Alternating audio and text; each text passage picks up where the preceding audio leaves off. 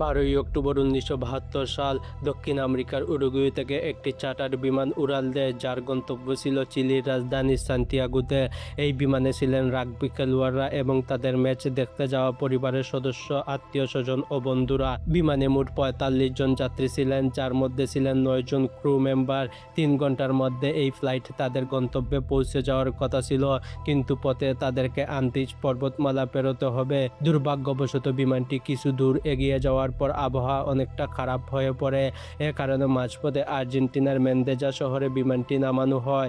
রাতটা সেখানেই কাটে এবং পরের দিন 13ই অক্টোবর বিমানটি তাদের গন্তব্যে পৌঁছানোর জন্য আবার উড়াল দেয়। কিন্তু সমস্যা হলো আবহাওয়া তখনও খারাপ ছিল। তবে ভালো খবর হলো এই ফ্লাইটের পাইলট আগে 29 বার এই রুটে বিমান নিয়ে উড়াল দিয়েছিলেন, তাই আন্দিজ পর্বতমালা পেরোনোর ব্যাপারে তিনি বেশ আত্মবিশ্বাসী ছিলেন। পাইলটের আত্মবিশ্বাসে 13ই অক্টোবর দুপুর 2:18 বিমানটি আবার উড়াল দেয়। সেখান থেকে সান্তিয়াগো পৌঁছাতে মাত্র 1 ঘন্টার পথ বাকি ছিল এবং পাইলট নিশ্চিত ছিলেন যে 1 ঘন্টা পরেই তারা নিরাপদে সান্তিয়াগো পৌঁছে যাবেন। বিমানটি প্রায় 18,000 ফুট উচ্চতায় উড়ছিল এবং ধীরে ধীরে আন্দিজ পর্বতমালা পেরিয়ে যাচ্ছিল। কিন্তু এগিয়ে যাওয়ার সাথে সাথে আবহাওয়া আরও খারাপ হতে লাগলো। দৃশ্যমানতা কমে গেল এবং পাইলট সামনে কিছু না দেখেই বিমান চালাচ্ছিলেন। আকাশ পরিষ্কার থাকলেও আশেপাশের পাহাড় দেখে অবস্থান আন্দাজ করা যেত, কিন্তু সেই পাইলট সম্পূর্ণ বিমানের যন্ত্রপাতির উপর নির্ভরশীল ছিলেন। যেহেতু পাইলট জানতেন 1 ঘন্টায় সান্তিয়াগো পৌঁছানো সম্ভব, তাই তিনি মোটামুটিভাবে অবস্থান অনুমান করতে থাকেন। 1 ঘন্টা পর যখন পাইলটের মনে হলো তিনি আন্দিজ পর্বতমালা পেরিয়ে গেছেন, তখন সান্তিয়াগো বিমানবন্দরের এটিসি এর কাছে অবতরণের অনুমতি চাইলেন। এটিসি জিজ্ঞেস করলেন, আন্দিজ পেরিয়েছেন? পাইলট বললেন হ্যাঁ। এটিসি ও পাইলটের দেওয়া তথ্যের উপর নির্ভর করে অবতরণের অনুমতি দিল এবং বিমানকে 11,500 ফুট উচ্চতা নামাতে বলল।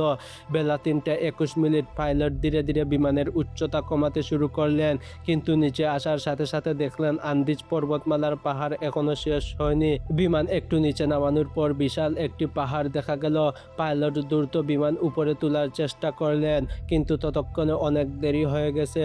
উপরে তুলতে গিয়ে বিমানের পিছনের অংশ পাহাড়ে ধাক্কা খায় এবং ভেঙে আলাদা হয়ে যায়। পিছনের আসনগুলো যাত্রীসহ শূন্যে উড়ে যায় এবং 3 জন যাত্রী মুহূর্তে মারা যান। এই সংঘর্ষে ডান দিকের ডানাও ভেঙে যায়, ফলে বিমানটি তার ভারসাম্য হারায় এবং অন্য ডানাটিও পাহাড়ে ধাক্কা খেয়ে ভেঙে পড়ে।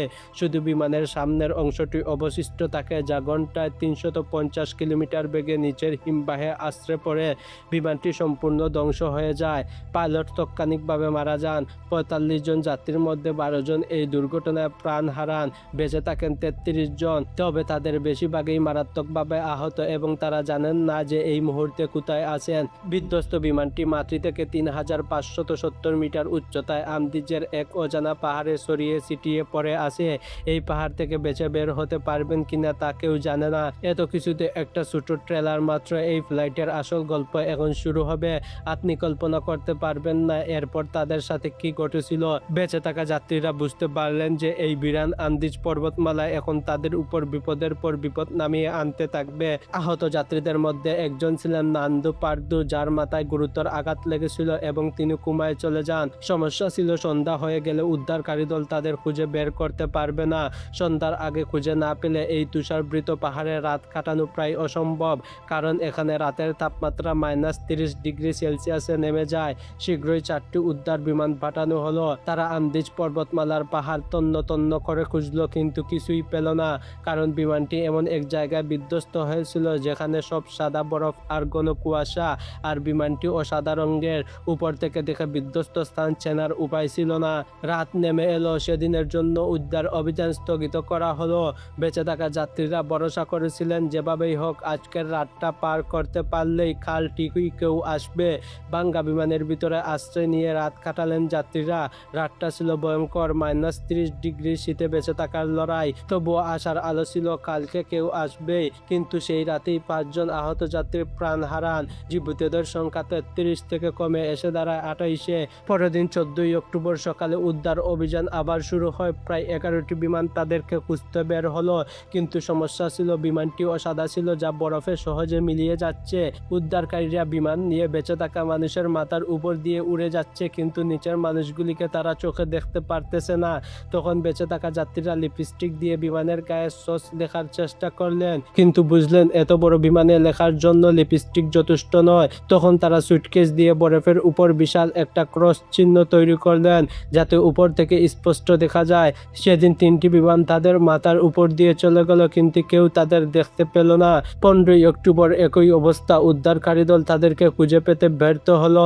এবার বেঁচে থাকা মানুষগুলো বুঝলেন তারা গভীর বিপদে পড়ে গেছেন, সাহায্য কখন আসবে বলা যাচ্ছে না। তাই বিমানের ধ্বংসাবশেষ থেকে বেঁচে থাকার কৌশল খুঁজতে শুরু করলেন। দুর্ঘটনার 3 দিন পর 16ই অক্টোবর নান্দু পারাদু কুমা থেকে জেগে উঠলেন। জ্ঞান ফিরে তিনি জানতে পারেন এই দুর্ঘটনায় তার মা মারা গেছেন আর তার 19 বছরের বোন গুরুতরভাবে আহত। দিন যাচ্ছে, কোনো সাহায্য তারা পাচ্ছেন না। বিমানের খাবার প্রায় শেষের দিকে। সূর্যের আলো বরফ থেকে প্রতিফলিত হয়ে চোখের ক্ষতি করতেছে। ক্ষুধা, তৃষ্ণা আর অসহনীয় শীত দিয়ে ইতিমধ্যে 8 দিন কেটে গেছে পাহাড়ে। কিন্তু সবচেয়ে বড় সমস্যা হলো তাদের বেঁচে থাকার জন্য খাবারের প্রয়োজন ছিল। বেঁচে থাকতে হলে এমন কিছু করতে হবে যা ইতিহাসে আগে কেউ করেনি, যা ভাবলেই রুহ কাঁপে। তারা সিদ্ধান্ত নিলেন ক্ষুধা নিবারণের জন্য বরফে পড়ে থাকা পরিবারের সদস্য, আত্মীয় ও বন্ধুদের মৃতদেহের মাংস খাবেন। এই সিদ্ধান্ত নেওয়া তাদের জন্য মোটেও সহজ ছিল না। একটার পর একটা দিন কেটে গেল, কোনো পরিকল্পনা নেই। তারা রাতে ভাঙ্গা বিমানের ভিতরে ঠান্ডা থেকে বাঁচতে ঘুমাতেন। কিন্তু দুর্ঘটনার 16 দিন পর 29শে অক্টোবর প্রকৃতি আরেকটা আঘাত হানল। যাত্রীরা যখন রাতে ঘুমিয়েছিলেন, হঠাৎ পাহাড় থেকে এক বিশাল তুষারধস নেমে আসে। তুষারধসের তীব্রতায় ভাঙ্গা বিমানটি বরফের নিচে চাপা পড়ে যায় এবং যাত্রীরা ওর নিচে চাপা পড়ে যান। অক্সিজেনের অভাবে আরও 8 জন মানুষ মারা যান। এখন মাত্র 19 জন যাত্রী বেঁচে আছেন। তারাও বরফের নিচে আটকা পড়ে যান এবং তাদের বরফের নিচ থেকে বের হতে প্রায় 3 দিন সময় লেগে গিয়েছিল। তারা বুঝতে পারলেন বিমানের ধ্বংসাবশেষের কাছে থাকলে সবাই ধীরে ধীরে মারা যাবেন। তাই কম আহত 3 জন যাত্রী সাহায্য খুঁজতে পাহাড় পেরোনোর সিদ্ধান্ত নিলেন। তারা কিছু শুকনো মাংস ও গরম কাপড় নিয়ে যাত্রা শুরু করলেন। দিনের বেলা তারা কঠিন পাহাড় পাড়ি দিতেন এবং রাতের বেলা স্লিপিং ব্যাগে একসাথে ঘুমাতেন। 4 দিন পর তারা পাহাড়ের চূড়ায় পৌঁছে দেখলেন এতদিন তারা ভুল দিকে এগোচ্ছিলেন।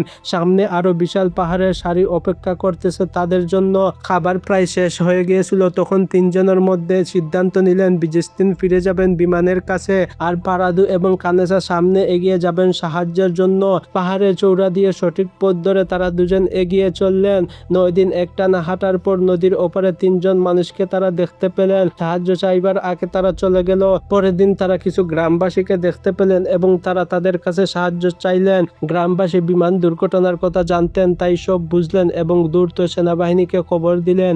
এরপর চিলির বায়ুসেনারা এসে উদ্ধার অভিযান চালালো। দুর্ঘটনার 70 দিন পর 22 ডিসেম্বর 1972 সালে বেঁচে থাকা যাত্রীদের উদ্ধার করা হলো।